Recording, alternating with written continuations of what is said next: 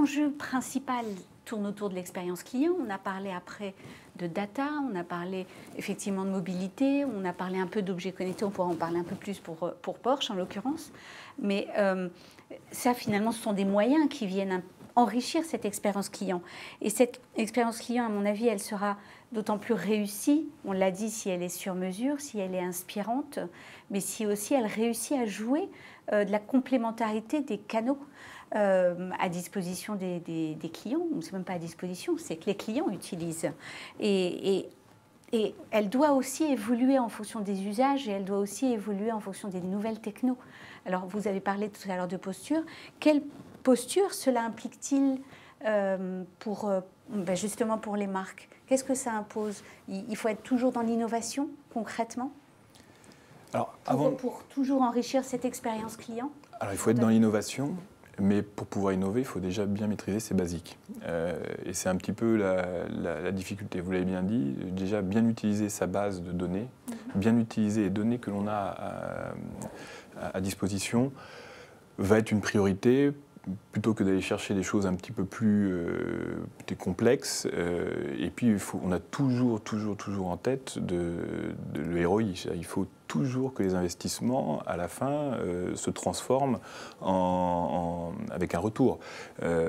Nous, aujourd'hui, lorsqu'on a, par exemple, quelqu'un qui va commencer son expérience sur le web, on va l'inviter à un événement. Lorsqu'on a un salon de l'automobile, par exemple, un salon de l'automobile, c'est un événement qui est énorme. C'est le plus gros salon au monde, c'est plus de 1,2 million de personnes. Et nous avons donc un petit stand qui fait à peu près 1000 mètres carrés, où bien entendu, on ne peut pas accueillir tout le monde. Donc on va inviter nos clients, on va inviter également les prospects, puis on va inviter l'ensemble des leads qu'on a pu créer sur les derniers mois, les personnes qui ont présenté un intérêt. C'est pour nous l'occasion déjà de vérifier leur état d'esprit, est-ce qu'ils viennent pour visiter, c'est également important, dans quel cas on va avoir une expérience de visite, de découverte de la gamme, de mettre un petit peu à jour les informations concernant les nouveaux modèles, mais on peut également avoir un projet, et dans quel cas c'est extrêmement important que l'on en prenne note et que l'on puisse suivre le client dans ses attentes. Donc là, on a mis en place des systèmes, par exemple avec des invitations, avec des informations donc, plutôt en mode code barre, mais dans des volumes qui sont assez importants, puisqu'on va générer 45 000 invitations. Et lorsque le client se présente sur le salon, on sait qui il est, ce qu'il a comme voiture, quel est son historique. S'il a déjà exprimé un intérêt, on doit pouvoir le connaître et pouvoir le traiter comme tel. Et puis lorsqu'on a un nouvel arrivant dans la marque, il faut pouvoir capter l'ensemble de ces informations pour pouvoir les traiter au mieux. Donc clairement, après, ça fait appel à des terminaux comme les objets connectés, également pour les commerciaux, qui, lorsqu'ils sont sur un salon, vont être informés qu'une personne de leur zone est présente sur le salon.